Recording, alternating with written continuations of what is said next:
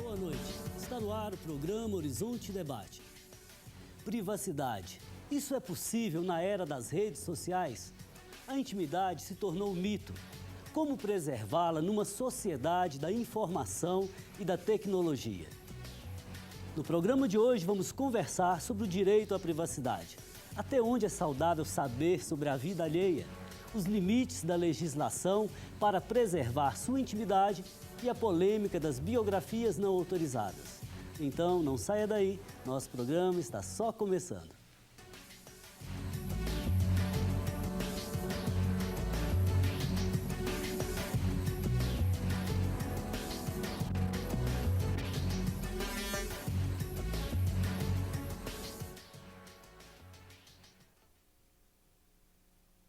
Participam conosco hoje a psicóloga e professora da PUC Minas, Paula de Paula, e o professor da Faculdade de Letras da UFMG, Reinaldo Martiniano. E claro, você, como sempre, também é convidado a participar do nosso debate. Hoje estamos falando sobre privacidade. Então, ajude-nos, mande um e-mail para nós, horizontedebate@tvhorizonte.com.br, mas é melhor se você ligar, 3209-0115. Reinaldo e Paula, boa noite. Teríamos também um advogado que infelizmente não pôde comparecer. Mas é um prazer tê-los aqui para tratar de forma muito serena e muito comprometida sobre o tema da privacidade. Nós vivemos num tipo de sociedade hoje que se chama sociedade do conhecimento, sociedade da tecnologia e que também se poderia chamar sociedade do espetáculo. Então vamos lá. O que é que você entende, Reinaldo, com privacidade? A privacidade, ela deve ser pensada na relação entre o público e o privado, não é? A privacidade tem a ver com o espaço da vida íntima das pessoas no seu mundo privado, não é? Dentro da casa, não é? Da oikos, da economia do mundo privado. E esse espaço da intimidade das pessoas está associado, então, à privacidade. E esse conceito de privacidade, ele tem toda uma trajetória que vai passar pelo individualismo burguês ao longo do tempo, que estimulou a construção desse espaço do privado. E é interessante pensar que, na medida que o Estado se tornava presente na vida social, controlando, de certa forma, o comportamento das pessoas, a coerção social do Estado, isso detonou mais a necessidade de ter um espaço íntimo, pessoal, preservado, né, em relação a esse espaço público. Agora, isso aí já é antigo, né? Porque Aristóteles divide a sociedade em dois mundos, né? O mundo público da polis, da qual os homens participam, e o mundo privado, que é o mundo das mulheres, das crianças e dos escravos, né? Agora, eu gostaria... Sim, Paulo, você tinha feito o sinal. Porque eu acho que todos os conceitos, eles têm uma construção histórica, como você começa a abordar, né? E hoje a gente tem uma subjetividade que deixa isso, essa separação entre público e privado muito tênue, né? Então, nós temos uma subjetividade hoje que reivindica para si ter o direito de se expor. Então, assim, a privacidade... O que parece um contrassenso, né? Parece, mas é como se a gente radicalizasse o individualismo no sentido de que o indivíduo pode dispor da vida dele se ele quiser. Né? E nós temos hoje uma subjetividade que está disposta a oferecer-se, né, para que as pessoas vejam, inclusive, a própria vida íntima, né? Os blogs estão aí para mostrar isso, né? As pessoas mostram a sua vida sexual, inclusive. Então, tem um gozo aí, né, na subjetividade contemporânea, que é de deixar essa linha entre o público e o privado bem tênue. Porque, assim, o que é público, não é? E o que é privado, quando eu posso transformar o meu quarto em algo que possa ser visto por todo mundo. Correto. Agora, do ponto de vista da construção da subjetividade da pessoa, qual que é a função, por exemplo, da privacidade? O que acontece, por exemplo, se uma pessoa for aberta demais? E o que acontece se ela conseguir manter certa privacidade, certa reserva? Como que se dá isso na construção do sujeito? Eu acho que hoje nós temos a contemporaneidade convidando as pessoas a se expor. porque todo mundo busca ser popular, busca ser seguido, quantas pessoas, né, curtiram. Então, a gente tem aí quase que um incentivo a isso. Quer dizer, quando uma pessoa se dá conta de que ela deveria garantir a sua privacidade, que tem coisas que deveria ser só dela e da família, ou das pessoas mais íntimas, eu acho que isso já é um discernimento que a gente precisa construir. Porque a subjetividade que nós temos, né, assim, os vetores que constituem a subjetividade hoje é justo para que ela se exponha. E aí as pessoas, inclusive, pagam o preço de ver... Né, se expõe e depois se arrepende. Isso, quer dizer, há um sofrimento com isso, né? Até que ponto eu posso me expor sem comprometer a minha imagem? Porque eu queria justo o contrário. Eu queria ser uma pessoa bem vista, mas aí eu excedo na dose. Sim, Reinaldo, por favor. Nessa questão da construção da subjetividade, pensando numa arqueologia disso, é interessante perceber que o caso da biografia, da autobiografia, dos discursos memorialísticos, então autobiografia, biografia, retrato, diário, etc., vão ter uma função importante no mundo moderno, com a ascensão do individualismo burguês, para construir a noção de privado. Ou seja, é na cena da escritura que o sujeito se encena e se expõe no mundo público, né? Então, os discursos, eles vão contribuir para a construção da ideia do íntimo e do privado, da subjetividade a que a Paula está se referindo. Agora, nós somos, ao mesmo tempo, mundo interior e mundo exterior, né? Sim. Quer dizer, talvez uma busca de certo equilíbrio ali, certo dinamismo entre um e o outro, eu acho que talvez fosse algo muito bacana, bem ideal, né? Eu acho que isso está se perdendo. O que é mundo interior e exterior? Isso também é construído historicamente. E hoje a gente tem isso bastante, como eu estou dizendo, assim, muito difícil de saber o que é o meu mundo interior e exterior, porque o meu mundo interior, ele se constitui na relação com o exterior, né? Então, eu tenho essa, vamos dizer, especularização, ou seja, eu e o outro, em determinado momento, estamos identificados com coisas muito parecidas. Então, eu também não sei o que é meu e o que é do outro. Quer dizer, a gente acaba introjetando aquilo que é do outro, pois né? é, Correto, pois né? é. Tá, mas quando eu disse isso, na verdade, quer dizer, não podemos filosofar demais, senão o programa fica muito chato de assistir, né? Mas quando eu disse isso, eu me referi ao fato de que a nossa vida é, de certa forma, elaboração nossa, é criatividade de nossa liberdade. Mas, por outro lado, não é só isso. Ou seja, há um mundo aqui que eu elaboro. Agora, eu não elaboro sozinho. Eu elaboro inserido na objetividade do mundo e na teia de relações que eu estabeleço, né? Agora, ninguém elimina essa parcela que me toca, chamada liberdade, né? Reinaldo, como se faz uma biografia? Muito bem. Eu acho que esse é um esclarecimento interessante para o público, para o espectador, é que, ao se fazer uma biografia séria, um trabalho sério de biografia, pressupõe uma investigação, não é? Então, o que você tem? Você tem a figura do biógrafo e a figura do biografado, não é? A pessoa sobre a qual vai se escrever a biografia. Se é uma pessoa viva, certamente o biógrafo vai gravar horas de entrevista com essa pessoa, vai procurar ouvir pessoas que conviveram com ela, familiares, outros, se é um político, outros políticos que conviveram com ele, o artista, a relação dele com os outros, ele vai colher depoimentos, ele vai aos arquivos pessoais da pessoa, colher dados e elementos para fazer a biografia. Agora, é preciso registrar o seguinte, nenhuma vida é possível de ser totalizada, não dá para contar a vida tintim por tintim. O biógrafo, então, ele vai fazer escolhas e seleções. Na hora de contar os fatos, ele vai... O que é que eu conto primeiro? Eu poderia dizer que uma biografia se equipararia, por exemplo, à pintura de uma determinada paisagem? Ou seja, há uma recriação da vida daquela pessoa? Exatamente. É uma recriação. Por isso, a gente, do ponto de vista da teoria, por exemplo, da literatura, a gente diz que a biografia é um gênero híbrido, impuro. Ele é uma mescla de elementos factuais, históricos, com elementos ficcionais inventados pela escrita, pela fabulação, pela trama do enredo, que é uma escolha do biógrafo.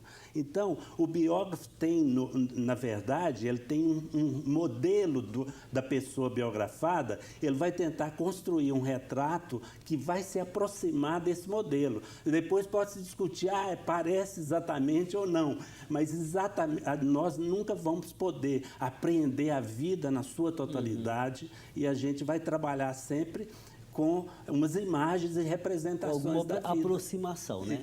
Com uma aproximação dessa vida. Às vezes eu digo assim, o chão da vida, ele se nos escapa ao controle.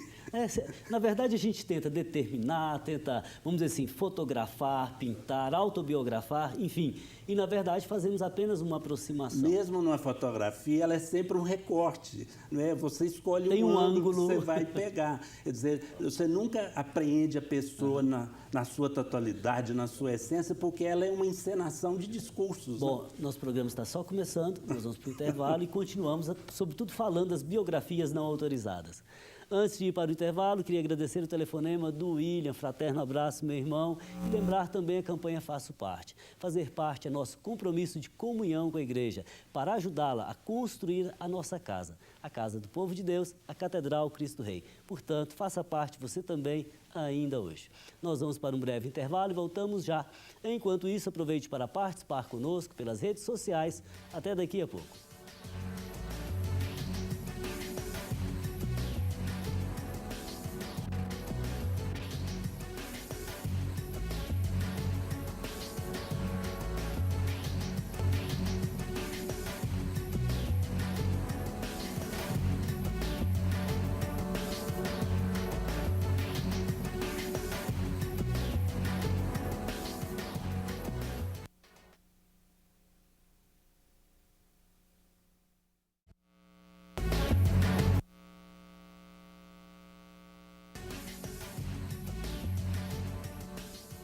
Privacidade. Você é curioso? Respeita a intimidade do outro? Qual que é a sua experiência? Então mande um e-mail para nós, horizontedebate@tvhorizonte.com.br ou ligue para o telefone 3209-0115. Bom, retomando nossa conversa, eu queria ver com a Paula, por que algumas pessoas são tão reservadas? Se há, às vezes, na sociedade contemporânea, aquela tendência à autoexposição, a tornar a sua vida pessoal divulgada no Facebook, nos blogs, há também, por outro lado, aquelas pessoas que se fecham até a participação, por exemplo, na sociedade. Como que se explica isso? Olha, a gente tem que pensar sempre na radicalidade, né? Existem pessoas que não querem participar dessa exposição e nem por isso elas são reservadas a ponto de não terem seu círculo pessoal, de não terem laços. Quando a pessoa realmente tem esse tipo de reserva que você está falando, que a impede de se relacionar com as pessoas, eu acho que aí é uma questão preocupante, porque tem uma, né, tá ligado a ver o outro como uma ameaça, né? Então pode ter havido algum trauma aí, por exemplo, pode ter sido invadida. Tanto a exposição em excesso quanto a reserva em excesso, porque a questão da medida é uma questão filosófica que a gente sempre passa, mas a questão da medida, né, é o que seria o comum, normal, que a gente busca, né, ter uma medida em se expor e também se preservar. Então, eu acho que quando você fala que tem pessoas muito reservadas, essas pessoas chegam a ser vistas como tímidas, mas às vezes elas sofrem de alguma questão, né? Então, acho, mas tanto as pessoas que também se expõem demais, né, elas também, esse excesso para mais também. Correto, entendi. Reinaldo, agora, cotidianamente, na vida corriqueira, o que poderia ser considerado invasão de privacidade? Isso é importante aqui na nossa conversa, né? Porque, de um lado, tem gente que se expõe pode acontecer alguma ameaça de invasão da privacidade, né? Pois é, então a gente vê, por exemplo, eu acho que seria interessante aí um viés mais da questão do direito, né? Porque a Constituição brasileira, ela assegura dois direitos, o direito da sociedade à informação e o direito do indivíduo à privacidade. Esses dois direitos que estão consagrados na Constituição, em algumas situações, eles entram em conflito. É o caso das biografias não autorizadas, né? Então, no direito à privacidade, a Constituição assegura ao indivíduo o direito a preservar a sua vida pessoal, íntima, não é? Por exemplo, toda essa polêmica aí dos e-mails da Agência Nacional Americana que invadiu a privacidade. O poder, ele invade a privacidade, viola esse direito da pessoa, né? Então, é invadir essa vida da intimidade, da vida pessoal das pessoas, e isso também pode acontecer numa biografia quando a imagem da pessoa é ofendida, né? A honra, a dignidade da pessoa é ofendida quando há uma pesquisa que não é séria, que é detalhes, bisbilhotices e fofocas, com o intuito de prejudicar a pessoa, né? Correto, ok, Paula, por favor. Eu acho que, às vezes, a gente fala assim, pois a pessoa é pública. Estou me lembrando do caso da Carolina Dickmann, né? Assim, a pessoa é pública, a pessoa já fez fotos, né? Ela já se expôs. Como é que agora ela está achando que invadiu a privacidade? Mas aquilo é dela, me desculpem, né? Então, aí que eu estou dizendo que essa coisa da invasão da privacidade tem a ver com um limite que a própria pessoa se dá. Assim, quando eu dou o meu consentimento, então isso daí não é algo que me revolta. Mas quando não é com o consentimento, eu acho que aí já tem a ver. Pois é, eu não sei se vocês viram, hoje está estampado em várias páginas da internet a história de uma adolescente no Piauí. Né? Ela teve a sua vida afetiva divulgada em vídeos na internet, em fotos, e ela, vamos dizer assim, eu acho que se surtou com aquilo ali e acabou, pelo que tudo indica, cometendo suicídio. É o bullying virtual, né? Que é uma invasão da... Então, que bom. Eu tenho aqui a participação do Tom Paixão, um grande jornalista. Ele diz assim: todo mundo agora quer ser famoso. Se não consegue com méritos próprios, muitas vezes apela. Seja filmando uma pessoa com quem acabou de ter um envolvimento afetivo, seja participando de reality shows, seja dando espetáculo no Facebook. Aí, quando a coisa desgringola, dizem que sua intimidade foi violada. Comentário, por favor, Paula e Reinaldo.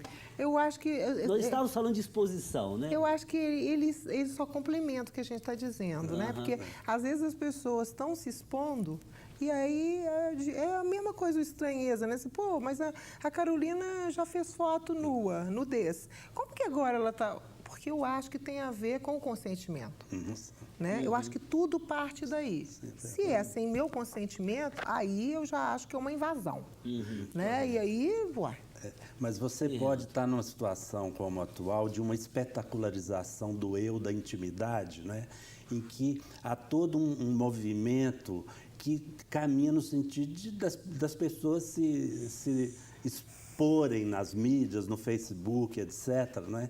Então, essa cultura, essa espetacularização da intimidade, ela é um complicador dessa questão do consentimento, né? Até onde a pessoa está consentindo ou não está consentindo. Mas eu acho que o consentimento é algo que a gente deveria considerar.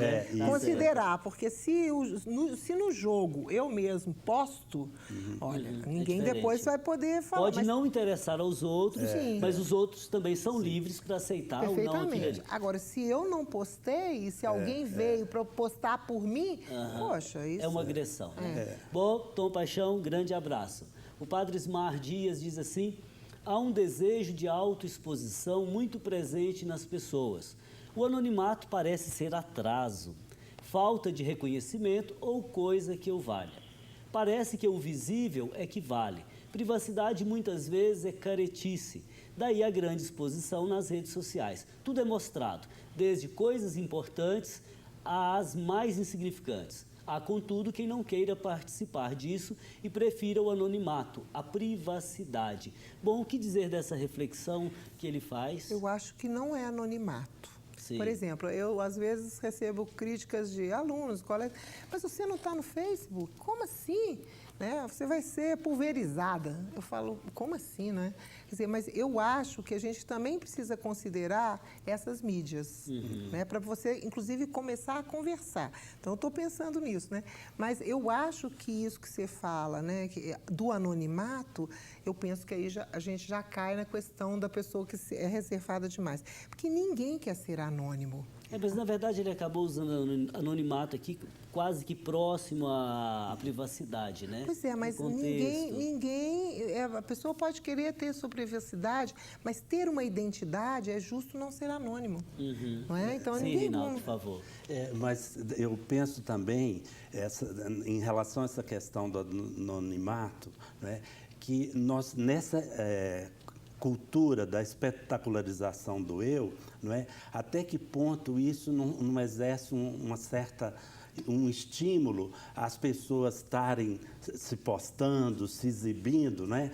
E isso valoriza um certo viés de exposição da subjetividade. Quando eu penso no anônimo, por exemplo, o anonimato pode ser uma forma de crítica e de resistência a essa cultura do espetáculo e dessa exposição espetacular da subjetividade. O anonimato pode ser uma atitude de resistência crítica a isso, né? Eu acho que participar, eu acho que pode ser uma resistência, mas anonimato eu acho que é grave. Porque, olha, né, até os anônimos, as pessoas que estão mascaradas ou que não querem ser reconhecidas, estão marcando uma identidade. Ninguém... Sim, mas anonimato não quer dizer ausência de identidade, não. Pode ser uma pessoa reservada, uma pessoa que não gosta... reservada. Ela não gosta muito de se expor. Por exemplo, você mesma disse há pouco que não tem anônimo. Facebook. Pois é, mas não é ser anônimo. Sim, correto. Mas vamos dizer assim, as palavras têm um campo semântico, às vezes meio elástico. Às vezes o que eu estou entendendo com anonimato não é o que a pessoa está dizendo. Ah, sim. Né? Eu colocaria o anonimato na linha do comum.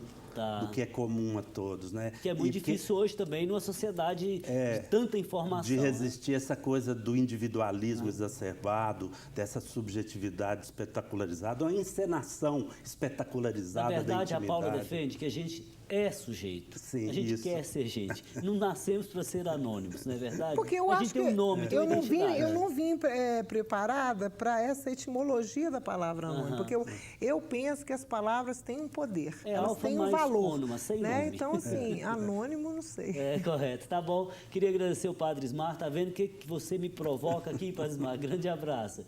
A Sandra Mara, dentre outras coisas, ela diz o seguinte: preservar a privacidade é dar valor à sua vida e à vida das pessoas a quem amamos, não se expondo exageradamente. Bom, acho que há um pouco de sabedoria aqui de mãe, de mulher, de pessoa bastante vivida, né? E eu acho que vai ficar chique daqui a um tempo as pessoas não estarem nessas redes. Eu acho que vai ficar cult. Quem não está é justo cult. Ou quem está em algumas seletivas. Quer dizer, então eu acho que nós vamos encontrar uma medida. Já houve outras redes que saíram, né? Deixaram de ser moda. O ser humano gosta disso. Bom, vamos descansar um pouquinho. Nós vamos para um breve intervalo e voltamos já já. Enquanto isso, aproveite para participar conosco. Faça sua pergunta pelo telefone 3209-0115 ou pelo facebook.com/Horizonte Debate TV. Voltamos daqui a pouco.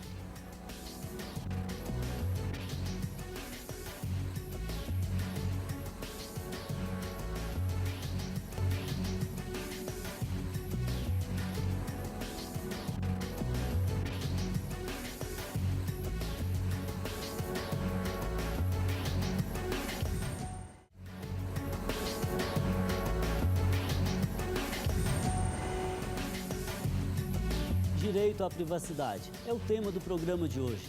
Você é a favor das biografias não autorizadas? Já sofreu com uma invasão de sua privacidade?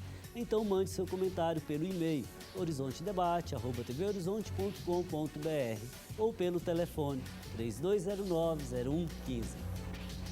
Participam conosco hoje a psicóloga e professora da PUC Minas, Paula de Paula, e o professor da Faculdade de Letras da UFMG, Reinaldo Martiniano. Bom, Reinaldo, retomando o nosso debate, qual que é o cenário legal, jurídico, por exemplo, com relação às biografias não autorizadas? O que diz a Constituição, o Código Penal?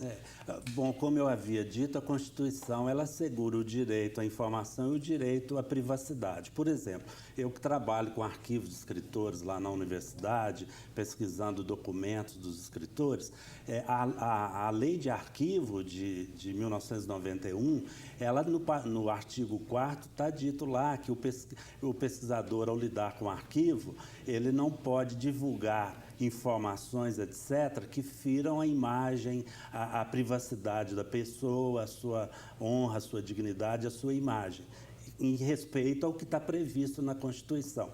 Né? Então, nós temos que ter presente isso para não violar isso. Agora, na questão das biografias não autorizadas, aí no caso as pessoas estão vivas, etc., né?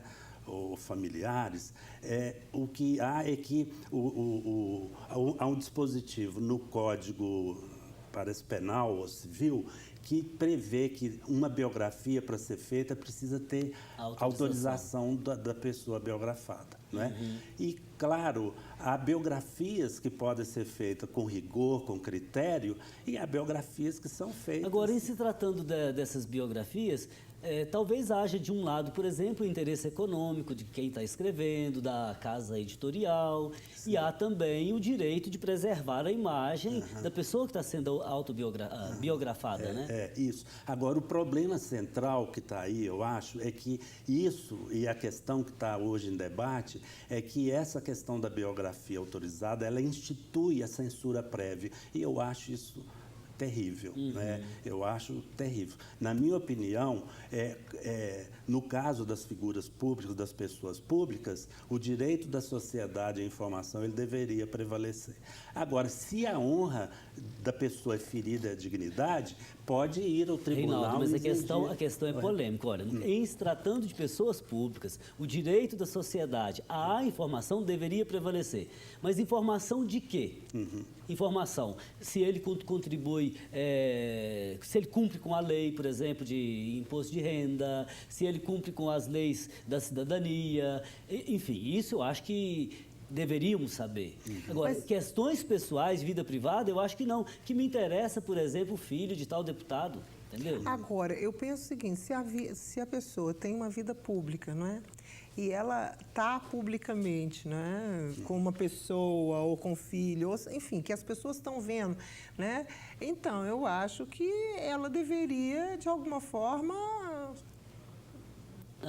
ela deveria assumir que, que isso poderia ser publicizado, porque a não ser que as coisas fossem inventadas ou se as coisas fossem capturadas por alguém e estivesse revelando algo que ninguém sabe.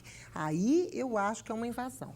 Né? Eu não dei o consentimento, isso não é fato, isso ninguém viu, eu não me expus. E aí, se isso sair, se a pessoa está se preservando e vem a informação numa biografia de algo que ela não se expôs e alguém soube aí eu acho Pois é, mas do jeito que vocês falam, parece que fica legitimada, por exemplo, a atitude dos paparazzi, de procurar ali na vida... Sim, mas eu acho que se a pessoa, ela realmente está vivendo aquilo e aquilo pode ser público, olha...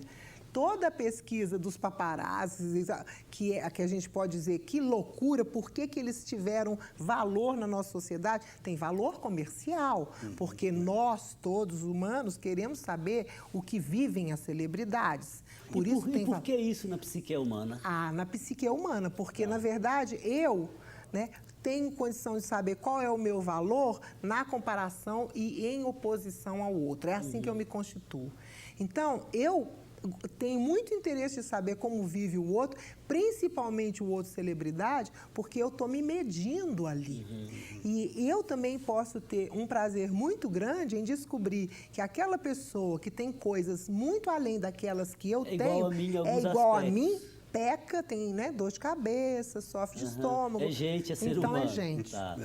Sim, Reinaldo. Um outro elemento interessante, por exemplo, do ponto de vista do artista, do escritor, etc., que faz a sua obra de arte, a música, a canção, o romance, a poesia, etc., né? Ao fazer a obra de arte, esse gesto, né? Ele já é um gesto que supõe a comunicação, uma publicação, uma cena pública. É um gesto comunicativo que vai em busca do outro e se realiza no leitor, no espectador, na cena pública. Portanto, o artista, ele vive dessa relação com o público, né? Ele se constrói nessa relação com o público, né? Então, no caso aí dos intelectuais, dos cantores, etc., a obra dele, quer dizer, vai se valorizar em relação ao público, a exposição ao público. Então, eu acho que a atitude nesse caso dessas pessoas negarem isso, etc. Um modelo, por exemplo, ou alguém famoso, quanto mais na mídia, mais a imagem dele fica valorizada, até para cobrar o cachê na hora de fazer eles alguma até promovem coisa, né? coisas que Então, criam fatos para poder estar na mídia. E na hora ele vai, circunstâncias, né? Bom, com relação às biografias não autorizadas, Paula, você acha que há uma invasão de quem escreve, de quem faz a biografia, ou é apenas um direito à liberdade de expressão? Eu acho que haverá invasão se aquilo que está sendo publicado não for de conhecimento público. Ou seja, não é alguma coisa que você não tem... A pessoa não apareceu publicamente. Então, você está expondo uma coisa que ela própria teve o cuidado de preservar. Eu acho invasão.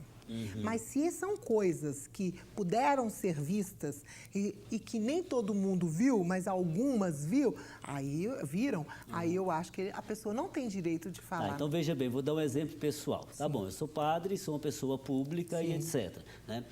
Um dado momento, por exemplo, eu posso estar num laboratório acompanhando meus pais para fazer exames. Sim. Então, alguém ali me reconhece, ele tem o direito de falar em voz alta, publicar que eu estou ali.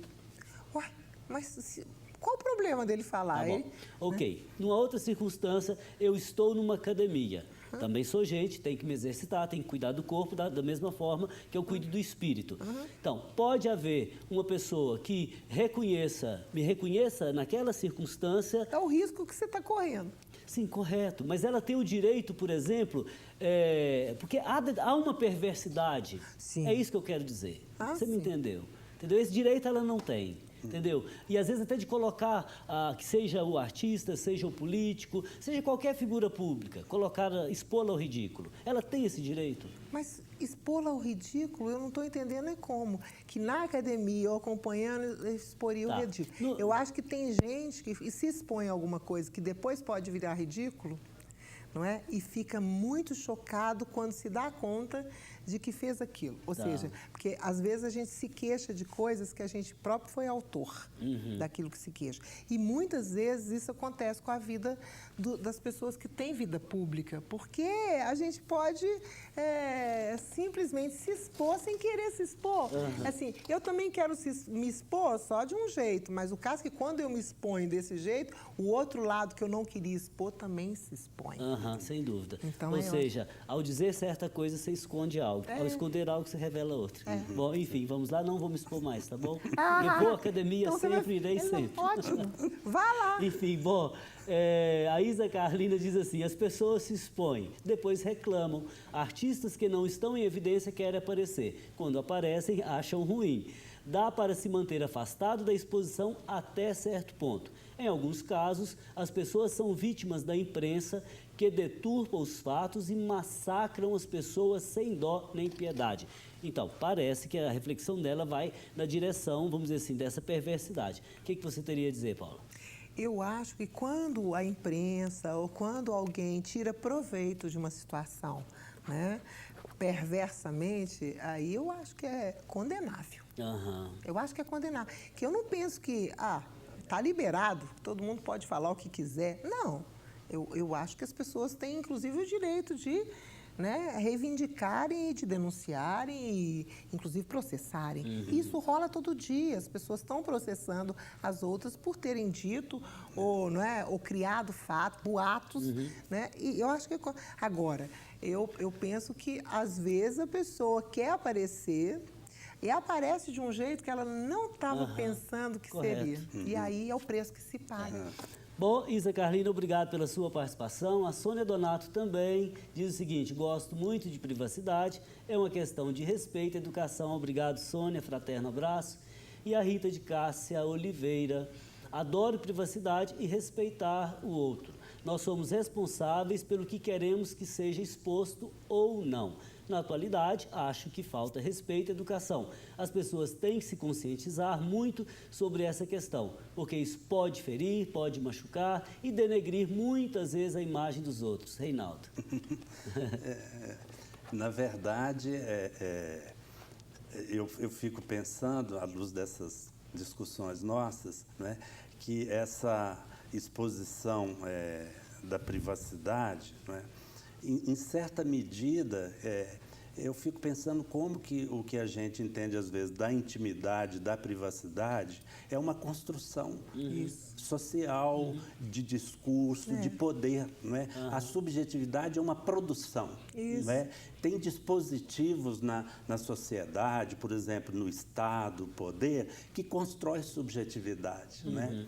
Então, pensar nessa dimensão do poder, da sociedade, construindo a subjetividade, que a gente acha que é algo dentro, muito íntimo, mas na que, verdade, no fundo, não é tanto é o assim, fora. está em relação. Está em relação e é o fora. Ok. Rita, obrigado pela sua participação. Enquanto isso, nós vamos para um rápido intervalo e voltamos logo. Aproveite para participar, ainda dá tempo, até daqui a pouco.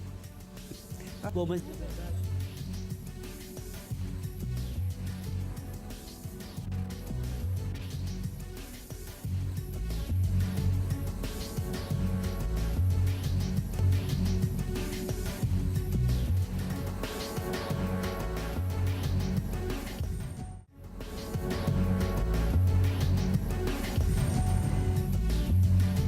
Voltamos com o Horizonte Debate, hoje conversando sobre privacidade.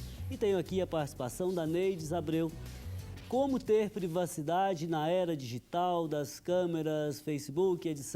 Reinaldo, como ter privacidade nos tempos atuais? É difícil. Eu acho que isso um pouco vem na direção de que, como a privacidade, ela às vezes é construída nessa relação com o social, com a tecnologia hoje. Quer dizer, e de certa forma isso exerce uma pressão nos indivíduos para a sua exposição, né? Então, é uma sabedoria, vamos dizer assim. Isso é uma sabedoria... Nem 8, nem 80. Que a Paula estava dizendo, de você saber se preservar. Essa medida. Porque eu acho que a gente é incentivado, a subjetividade é essa, se exponha, né? Tem um valor em se expor. A questão é que a pessoa não está sabendo muito bem isso. Ela se expõe, mas tem um preço que ela paga que às vezes ela não quer pagar. E quando a pessoa não está se expondo, nem consciente nem inconscientemente, mas ela está numa situação do cotidiano e de repente é interpretada, é lida, é repaginada a partir de má fé. Eu acho que quando uma pessoa se expõe, ela deveria saber que ou é consciente ou é inconscientemente, porque expor-se, viver, né, é um risco. E viver implica em você depois responder por aquilo que fez. Se a pessoa está vivendo uma coisa e é mal interpretada, ela tem todo o direito de cobrar, não é, que as coisas sejam bem ditas. Porque é claro que as versões malditas vão acontecer. Mas a pessoa tem todo o direito de cobrar, inclusive de colocar o perverso em situação muito ruim. Porque, inclusive, tem reparações, as pessoas têm que fazer reparações. Agora, o problema todo é que você está falando, né? Nós temos uma subjetividade constituída hoje em que a privacidade se dilatou demais.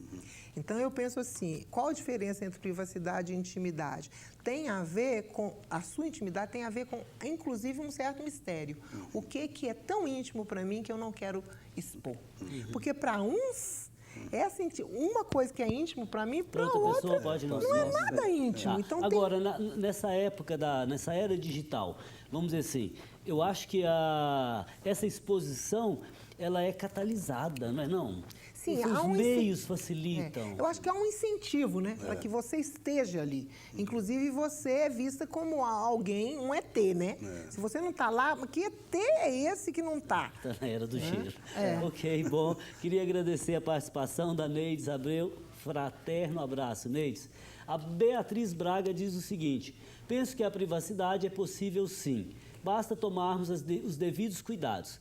Evidente que com as redes sociais a exposição é maior. O desafio é externar dados que podem ser comuns a todos, e isso tem caráter privado. No que se refere à dimensão pública, somos beneficiados quando podemos acessar de forma global as informações que nos envolvem, como a política, por exemplo. Através das redes sociais, podemos dar nossa opinião. Bom, aqueles velhos discursos vazios praticados pelos velhos políticos podem ser avaliados por aqui. E isso é um ganho.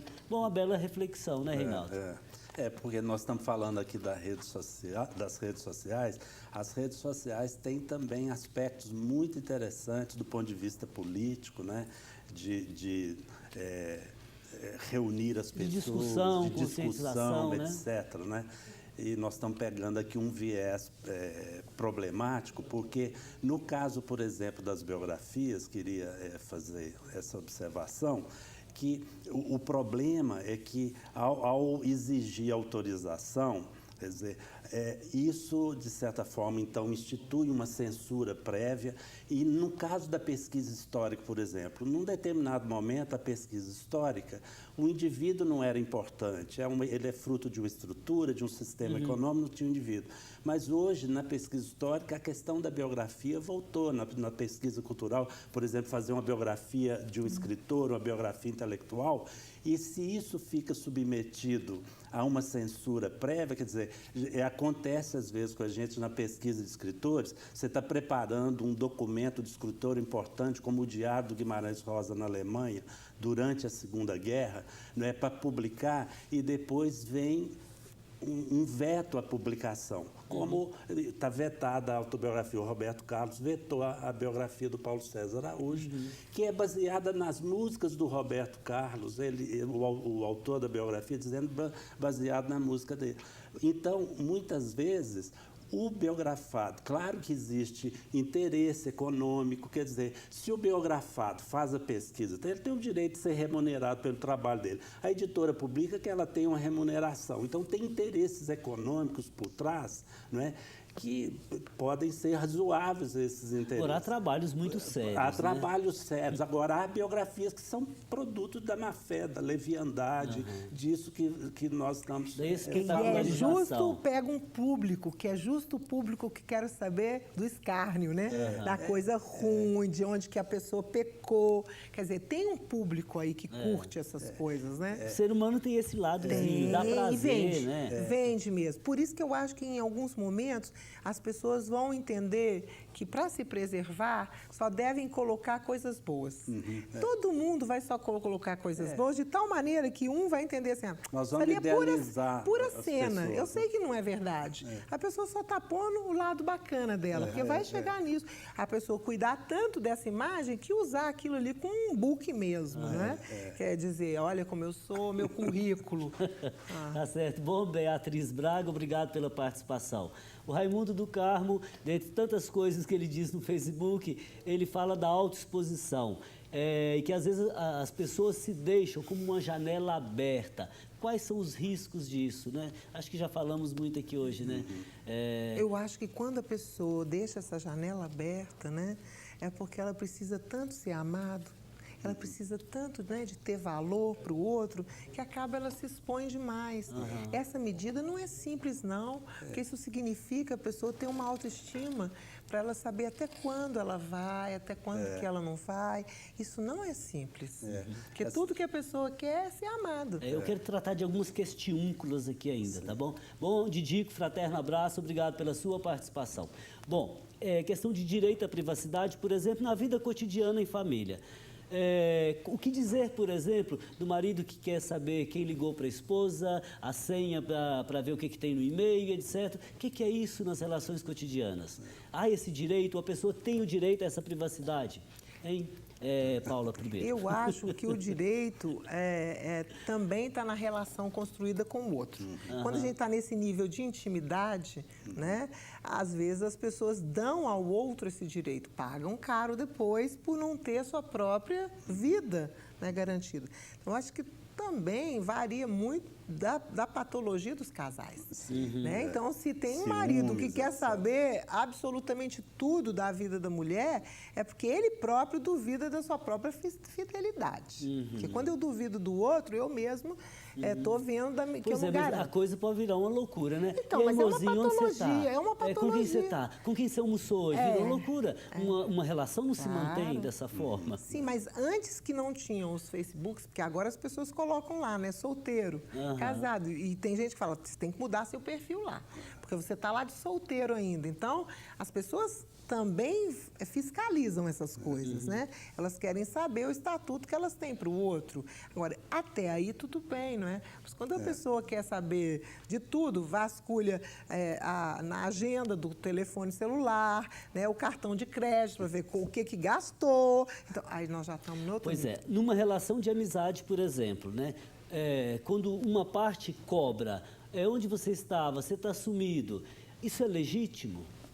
Eu acho que sim, porque entre os amigos, as pessoas são ciumentas também. Tá, é o outro que tem que dar o Gente, medida. mas a relação de amizade, Paulo, eu estou discordando de você demais. Relação de amizade, para mim, é um negócio tão gratuito que não tem espaço para isso. A partir do momento que há cobrança, não há amizade. Entendeu? Não estou pensando na cobrança. Eu pensei que quando a pessoa fala, você sumiu e tal, não está cobrando. Não, é diferente. Ela Nesse tom aí, não é Eu não. estava pensando isso. Nesse tom aí eu aceito. Agora, se disser assim, nossa, eu te liguei 3 vezes, você não retornou. Não, eu não entendi assim, não. Não dá. Então nós estamos concordando. Ok, estamos. Menos mal. Aí tem uma questão também, como essas tecnologias, esses dispositivos, a nossa relação com eles e o uso que fazemos deles, né? Porque eles podem ser instrumentos de absoluto controle do sujeito, né? De absoluto controle. Você que a conversa está muito interessante. Mas eu queria mandar um abraço aqui para Cida Oliveira, Padre João Ribeiro, Gledson Eduardo, Andréia Ferreira, Sérgio Garófalo. E tenho ainda a questão da Graça Andreata. Realmente sequer quero pensar que já não podemos ter nossa privacidade. Haja vista a tecnologia avançada e a falta de respeito e ética dos que querem devassar corações e mentes. Nada a esconder, mas algo que não quero mostrar e como não tenho controle sobre esse quesito, sugiro que recordemos um pouco o que é ser discreto ou discreta. A alegria de amar perdeu o encanto com a devassa que a tecnologia e a inversão de valores fez em nossas vidas. Bom, está sofrendo aqui, né? A devassa que a tecnologia fez. Na verdade, a tecnologia nos aproxima também, facilita tanta coisa, a leitura do mundo, a leitura política, né? Bom, alguém quer comentar? Eu acho que quando ela fala que sofreu uma devassa, eu acho que também há sem querer, uma permissão, né? Porque é isso que você falou, eu curto quando a gente discorda, porque em toda discordância tem papo interessante. Por exemplo, quando você fala a amizade é totalmente gratuita, eu sempre me pergunto, né, se existe gratuidade nesse sentido. Eu acho que Deus ama gratuitamente. Nós, até quando amamos Deus, né, porque tem essa diferença do amor ágape e da pistis. A gente sempre quer que Deus nos ama. Então, eu não acredito para o humano, não acredito que as pessoas, né, mesmo quando amam desinteressadamente, são tão gratuitas assim. Até amor de mãe tem uma pitadinha de egoísmo. Lógico, de narcisismo. Eu queria, a vida humana é vida na contradição, isso. né? Eu queria agradecer, Reinaldo, foi uma alegria revê-lo hoje, depois de tanto tempo. Abraço da família. Do programa, tá, Paula, brigadão pela sua presença, então não discordamos tanto assim. Não. Ok. Antes de me despedir de você, queria lembrar mais uma vez a campanha Faço Parte. Ligue para nós, ligue para a nossa produção, para esse número que aparece aí na sua telinha e faça parte ainda hoje. O Horizonte Debate de hoje chegou ao fim, mas você pode nos acompanhar pelo site da TV Horizonte. Obrigado pela sua companhia e na próxima semana eu te espero em mais um programa aqui na TV Horizonte, emissora da Catedral Rede de Comunicação Católica. Conto com você, fraterno abraço.